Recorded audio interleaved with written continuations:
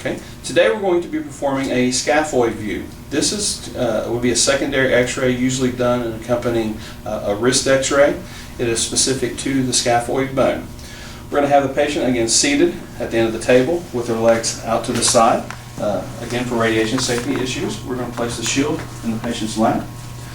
We're going to be using a 10 by 12 film size. We're going to have the patient to bring their hand up onto the film, and we're going to try to center it as best we can. Our tube placement changes quite a bit on this. We're actually going to angle the tube, but also we want to make sure when we are angling that we're angling to the long axis of the forearm and not toward the patient's face and eyes. So we're going to turn the tube.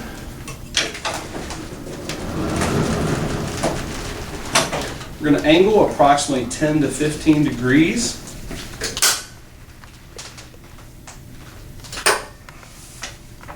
Our centering is going to be at the scaphoid. We do want to make sure that we use a SID of 40 inches. We're going to have the patient to, as much as they can tolerate, to bring the hand to the side, which is called ulnar deviation. And then we're going to be centering at the scaphoid. We do want to try and have tight collimation, but we do want to leave enough room here that we can incorporate the correct marker onto the film.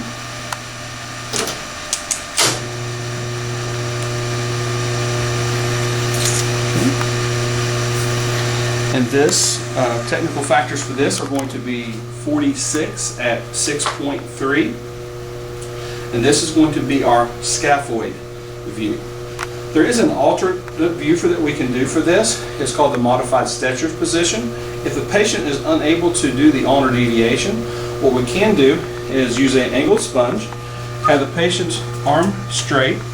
We're going to slightly just putting the sponge under the hand to where the wrist starts here. You want it to be about a 20-degree angle. We will not have a tube angle on this position, so we'll take that off. Again, we're going to center at the scaphoid. We're going to make sure that our placement is to the center of the film both ways. We're going to have a little light to the side where we can incorporate the correct marker. And our technical factors will remain the same, 46 at 6.3. And this is the modified Stetcher's position.